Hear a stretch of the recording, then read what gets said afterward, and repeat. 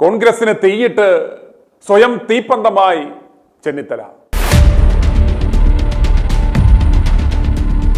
രമേശ് ചെന്നിത്തലയെ അടുത്തറിയാവുന്ന ആരോട് ചോദിച്ചാലും രമേശിന്റെ ഇനിയുള്ള ഏറ്റവും വലിയ ആഗ്രഹം എന്താണെന്ന് ചോദിച്ചാൽ അവർ ഒട്ടും ആലോചിക്കാതെ തന്നെ പറയും, ഒരു ദിവസം ആ മുഖ്യമന്ത്രി കസേരയിൽ ഒന്നിരിക്കുക എന്ന്. അതാണ് അദ്ദേഹത്തിന്റെ ഏറ്റവും വലിയ അവശേഷിക്കുന്ന ആഗ്രഹം. അത് നേടിയെടുക്കുവാൻ അദ്ദേഹം എന്തും ചെയ്യും. ആഗ്രഹം നേടിയെടുക്കുവാൻ നീ തീയാകുക എന്നത് കേട്ടാവണം രമേശ് ചെന്നിത്തല തീയല്ല, ഇപ്പോൾ തീപ്പന്തമായി മാറി ആളിക്കത്തുകയാണ് ആഗ്രഹ സാഫല്യത്തിനായി. പക്ഷേ ആ തീയിൽ വെണ്ണീറാകുവാൻ പോകുന്നത് രമേശ് ചെന്നിത്തല മാത്രമല്ല, UDFന്റെ സകല സാധ്യതകളും കൂടിയാണ് എന്നത് അദ്ദേഹം മറന്നുപോകുന്നു. കുള്ളനെ നമ്പിയാലും രമേശിനെ നമ്പരുതെന്നാണ് കോൺഗ്രസുകാർ അനുഭവത്തിന്റെ പശ്ചാത്തലത്തിൽ പിടിച്ചു നിന്നുകൊണ്ട് പറയുന്നത്. കാരണം ഉമ്മൻചാണ്ടിക്കിട്ട് കൂടെ നിന്ന് പണിത് ആരും മറന്നിട്ടില്ല. ഉമ്മൻചാണ്ടിയെ മുഖാമുഖം നിന്ന് പരാജയപ്പെടുത്തുവാൻ പറ്റാത്തത് കൊണ്ടായിരുന്നു സോളാർ കുരുക്കുണ്ടാക്കിയത്. ഉമ്മൻചാണ്ടിയെ അതിൽപ്പെടുത്തി ഇടതുപക്ഷത്തിനിട്ട് കൊടുത്തത്. ആ ശാപമാണ് ഇന്നും രമേശ് ചെന്നിത്തലയെ വേട്ടയാടുന്നത്. ഉമ്മൻചാണ്ടി തീർന്നാൽ തനിക്ക് മുഖ്യമന്ത്രി കസേരയിൽ ഇരിക്കാമെന്ന് അദ്ദേഹം വ്യാമോഹിച്ചു. പക്ഷേ തുടർ ഇലക്ഷനിൽ പാർട്ടി ദയനീയമായി പരാജയപ്പെട്ടു. എല്ലാമായിരുന്ന ചെന്നിത്തലയും ഒന്നുമല്ലാതായി. ചെന്നിത്തലയുടെ പാർട്ടിയിലെ സ്ഥാനം ഇന്ന് എവിടെയാണ്? എന്നിട്ടും ഈ ക്ഷുദ്രപ്രവർത്തനങ്ങൾക്ക് യാതൊരു കുറവുമില്ല എന്ന് മനസ്സിലാക്കുമ്പോഴാണ് ഈ മുതൽ വേറെ ലെവലാണ് എന്ന് നാം മനസ്സിലാക്കുന്നത്. എന്തുകൊണ്ടാണ് രമേശ് ചെന്നിത്തല സ്വന്തം പൃഷ്ഠഭാഗത്ത് തീപ്പന്തം കത്തിച്ച് ഇന്ദിരാഭവനിൽ പെട്രോൾ ഒഴിച്ച് ഇപ്പോൾ പെരുന്ന കണിച്ചുകുളങ്ങര റൂട്ടിൽ കിടന്ന് ഓടുന്നത്? അതിന്റെ അവസാനം എന്താകും എന്നാണ് i2i ന്യൂസ് ഇന്ന് പരിശോധിക്കുന്നത്. ഇന്ന് കേരളത്തിൽ ജീവിച്ചിരിക്കുന്ന മുതിർന്ന കോൺഗ്രസ് നേതാക്കളിൽ ഏറ്റവും കൂടുതൽ പദവികൾ ലഭിച്ചിട്ടുള്ളത് രമേശ് ചെന്നിത്തലയ്ക്ക് തന്നെയാണെന്ന് ഉറപ്പിച്ചു പറയാം. കോൺഗ്രസിന്റെ വിദ്യാർത്ഥി സംഘടനയായ KSUവിലൂടെയാണ് അദ്ദേഹത്തിന്റെ രാഷ്ട്രീയ പ്രവേശനം. 1980, 1985 കാലഘട്ടത്തിൽ KSU സംസ്ഥാന ജനറൽ സെക്രട്ടറി, സംസ്ഥാന പ്രസിഡന്റ്, NSUI ദേശീയ പ്രസിഡന്റ്, ബാലജനസഖ്യം സംസ്ഥാന പ്രസിഡന്റ് എന്നീ നിലകളിൽ പ്രവർത്തിച്ച ചെന്നിത്തല 1982 ഹരിപ്പാട് മണ്ഡലത്തിൽ നിന്ന് ആദ്യമായി നിയമസഭാ അംഗമായി തെരഞ്ഞെടുക്കപ്പെട്ടു. 1985 യൂത്ത് കോൺഗ്രസിന്റെ സംസ്ഥാന ജനറൽ സെക്രട്ടറിയായി. 1986 30-ാം വയസ്സിൽ K കരുണാകരൻ മന്ത്രിസഭയിലെ ക്യാബിനറ്റ് മന്ത്രിയായി സ്ഥാനമേറ്റു. 1987 മുതൽ 1990 വരെ യൂത്ത് കോൺഗ്രസ് സംസ്ഥാന പ്രസിഡന്റായിരുന്നു.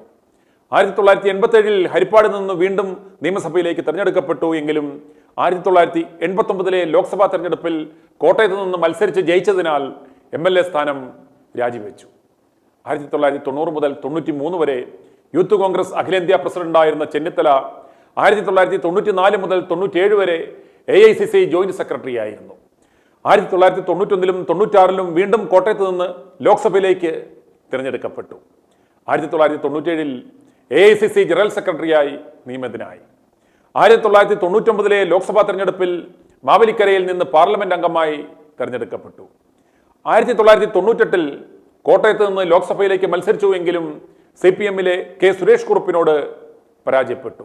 2004 മാവേലിക്കര ലോക്സഭാ സീറ്റിൽ നിന്ന് CPMലെ CS സുജാതയോട് തോറ്റു. ഈ രണ്ട് തോൽവിയെ അദ്ദേഹത്തിന് ഉണ്ടായിട്ടുള്ളൂ. 2005 കേരള പ്രദേശ് കോൺഗ്രസ് കമ്മിറ്റിയുടെ, അതായത് KPCCയുടെ പ്രസിഡന്റായിരുന്ന തെന്നല ബാലകൃഷ്ണപിള്ളയുടെ പകരക്കാരനായി KPCC പ്രസിഡന്റായി ചുമതലയേറ്റു. 2004 മുതൽ കോൺഗ്രസ് പാർട്ടിയുടെ വർക്കിംഗ് കമ്മിറ്റി അംഗവുമായിരുന്നു. 2011 ഹരിപ്പാട് നിന്ന് വീണ്ടും നിയമസഭാ അംഗമായ ചെന്നിത്തല 2014 മുതൽ 2016 വരെ ഉമ്മൻചാണ്ടി മുഖ്യമന്ത്രിയായ UDF മന്ത്രിസഭയിലെ ആഭ്യന്തര വകുപ്പ് മന്ത്രിയായിരുന്നു. 2014 ആഭ്യന്തര വകുപ്പ് മന്ത്രിയായി നിയമിതനായ ചെന്നിത്തല KPCC പ്രസിഡന്റ് സ്ഥാനം ഒഴിഞ്ഞതിനെ തുടർന്ന് VM സുധീരൻ പകരം പ്രസിഡന്റായി സ്ഥാനമേറ്റു.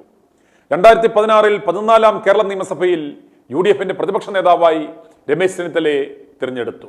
2021 15-ാം കേരള നിയമസഭാ തെരഞ്ഞെടുപ്പിലെ UDFന്റെ പരാജയത്തെ തുടർന്ന് രമേശ് ചെന്നിത്തലയ്ക്ക് പകരം VD സതീശൻ UDFന്റെ പ്രതിപക്ഷ നേതാവായി സ്ഥാനമേറ്റു. ഗ്രൂപ്പുകൾക്കെല്ലാം അതീതനായാണ് VD സതീശൻ ആ പദവിയിലെത്തിയത്.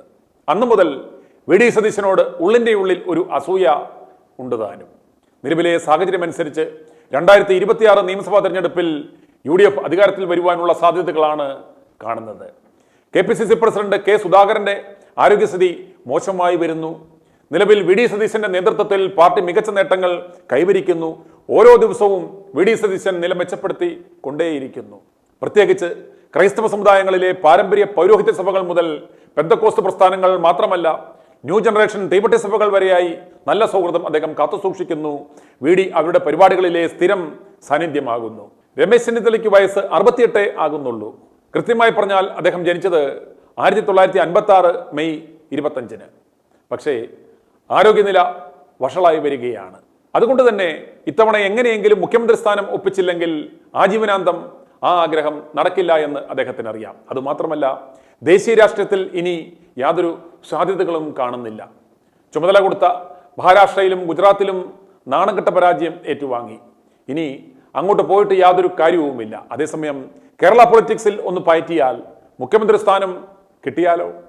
അതുകൊണ്ടാണ് രമേശ് ചെന്നിത്തല മൂട്ടിൽ പന്തം കത്തിച്ചതുപോലെ കിടന്ന് പായുന്നത്. അതുകൊണ്ടാണ് മറിപ്പ് നടന്നാണെങ്കിലും കാല് പിടിച്ചാണെങ്കിലും പെരുന്നാപ്പോപ്പുമായി സൗഹൃദം പുതുക്കുന്നത്.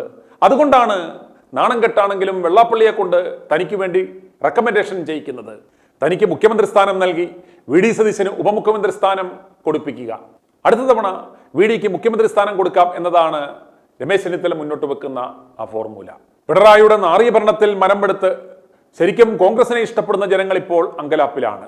കാരണം ഈ ചെന്നിത്തലയുടെ ഈ നാറിയ കളി കൊണ്ട് കോൺഗ്രസിൽ അവസാനിച്ചു എന്ന് കരുതിയിരുന്ന വ്യവസ്ഥാപിത ഗ്രൂപ്പുകളെ വീണ്ടും ആരംഭിക്കും എന്ന് അവർ ഭയപ്പെടുന്നു.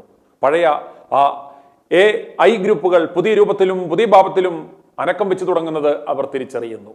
പദവികൾ നിശ്ചയിക്കുവാനും മുഖ്യമന്ത്രിയെ തീരുമാനിക്കുവാനും ഒക്കെ ഇനിയും 1.5 വർഷമുണ്ടെന്നിരിക്കെ ചെന്നിത്തല ഇപ്പോഴേ മൂലത്തിൽ പന്തം കത്തിച്ചുകൊണ്ട് ഓടി നടന്ന് കാട്ടിക്കൂട്ടുന്ന പേക്കുത്തുകൾ UDF മൊത്തത്തിൽ ദോഷം ചെയ്യും എന്നതിൽ യാതൊരു സംശയവുമില്ല. എനിക്കില്ലെങ്കിൽ ഒരുത്തനും വേണ്ട എന്നതാണ് ചെന്നിത്തലയുടെ ആറ്റിറ്റ്യൂഡ്. വി ഡി സതീശൻ ഇപ്പോൾ പ്രതിപക്ഷത്തെ കടന്നാക്രമിക്കുന്നതിന് പകരം പ്രധാന പണി രമേശ് ചെന്നിത്തല മൂലത്തിൽ പന്തവും കത്തിച്ചു വെച്ച് പെട്രോളും തളിച്ചുകൊണ്ടുള്ള ആ ഓട്ടത്തിന് പിന്നാലെ പോയി തീ കെടുത്തുവാനുള്ള തീവ്രശ്രമം നടത്തുക എന്നതാണ്. ചെന്നിത്തലയുടെ ഈ ഒരൊറ്റപ്പണി കൊണ്ട് യാതൊരു കുഴപ്പവുമില്ലാതെ പൊക്കൊണ്ടിരുന്ന UDF പൊട്ടിത്തെറിക്കുള്ള സകല സാധ്യതകളും ഉണ്ടാക്കി വെച്ചിരിക്കുകയാണ്. ആര്? ചെന്നിത്തല. നിലമ്പൂർ മുരിയെ ഇറക്കി ശ്രമിച്ചതുപോലെ ചെന്നിത്തലയെ ഇപ്പോൾ ഇറക്കിയതും വിജയനാണോ എന്നതാണ് പല കോൺഗ്രസ്സുകാരും ചോദിച്ചു പോകുന്നത്. കോൺഗ്രസിൽ ദേശീയ തലത്തിൽ ഫണ്ട് മാനേജ് ചെയ്തുകൊണ്ട് തന്നെ ഇന്ന് കേരളത്തിൽ ഏറ്റവും കൂടുതൽ ഫണ്ട് കയ്യിലുള്ള നേതാവ് രമേശ് ചെന്നിത്തലയാണ്. ജയ്ഹിന്ദ് ചാനലും വീക്ഷണം പത്രവും ഒക്കെ ഫണ്ട് ഡൈവേർട്ട് ചെയ്ത് ഒരു വഴിക്കാക്കിയതും ചെന്നിത്തല തന്നെയാണ് എന്നത് പരസ്യമായ രഹസ്യമാണ്.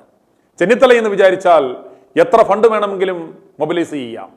ഈ ഫണ്ടുകൾ ഇപ്പോൾ വലിയ തോതിൽ ഇറക്കുവാൻ തുടങ്ങിയിരിക്കുന്നു.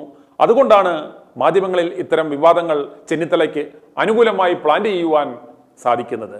ഇതുവരെ ഇല്ലാത്ത ഒരു ഉണർവ് എന്തുകൊണ്ടാണ് ഇപ്പോൾ എന്നത് വളരെ സ്പഷ്ടമാണ്. തന്റെ സാധ്യത ഇല്ലാതാകും എന്ന് കണ്ടപ്പോൾ ഉമ്മൻചാണ്ടിയെ ചതിച്ചതുപോലെ ചെന്നിത്തല ഇടതുപക്ഷവുമായി ഒരു ധാരണയുണ്ടാക്കിയാണ് ഈ പണികൾ ചെയ്യുന്നത് എന്ന് ഒരു കൂട്ടം നേതാക്കൾ ചിന്തിക്കുന്നു. നമുക്കതിൽ അവരെ തെറ്റു പറയാൻ പറ്റില്ല. അല്ലെങ്കിൽ ഇതുപോലെ പാർട്ടിയെ ഇദ്ദേഹം പ്രതിരോധത്തിലാക്കുമോ? അതുപോലെ വർഷങ്ങളായി ഡൽഹിയിൽ താവളമുറപ്പിച്ച മറ്റൊരു മരവാഴയ്ക്കും മുഖ്യമന്ത്രി കസേരയിൽ ഇരുന്നാൽ കൊള്ളാമെന്ന ആഗ്രഹമുണ്ടെന്നും അദ്ദേഹത്തിനുള്ള ഒരു വഴിവെട്ടാണ് ഇപ്പോൾ ചെന്നിത്തല ചെയ്യുന്നതെന്നും അഭിപ്രായമുള്ളവരുണ്ട്. ഒരു ഒത്തുതീർപ്പ് ഫോർമുല വരുമ്പോൾ അയാളുടെ പേര് വരുമത്രേ. എന്തായാലും ചെന്നിത്തലയുടെ ഈ കോൺഗ്രസ് ദഹനയജ്ഞം വളരെ ദൗർഭാഗ്യകരം എന്നേ പറയുവാൻ പറ്റൂ. വരുന്ന തവണയെങ്കിലും UDF വരണമെന്ന് ആഗ്രഹിക്കുന്നവർ ഈ ചെന്നിത്തലയുടെ മൂട്ടിൽ കൊളുത്തിയ പന്തം കെടുത്തുക, അല്ലെങ്കിൽ അടിവില്ല് വെക്കുക. ചെന്നിത്തലയെ കോൺഗ്രസ് മുക്ത കേരള ക്യാമ്പിന്റെ ചെയർമാനായി മോദിജി നിയമിച്ചു എന്നും ഒരു കരക്കമ്പയുണ്ട്. i2i News, an eye for truth. i2i News subscribe ചെയ്തിട്ടില്ലാത്തവർ ഇപ്പോൾ തന്നെ സബ്സ്ക്രൈബ് ചെയ്യുക. നോട്ടിഫിക്കേഷൻ ലഭിക്കുവാൻ ബെൽ ബട്ടണും അമർത്തുക.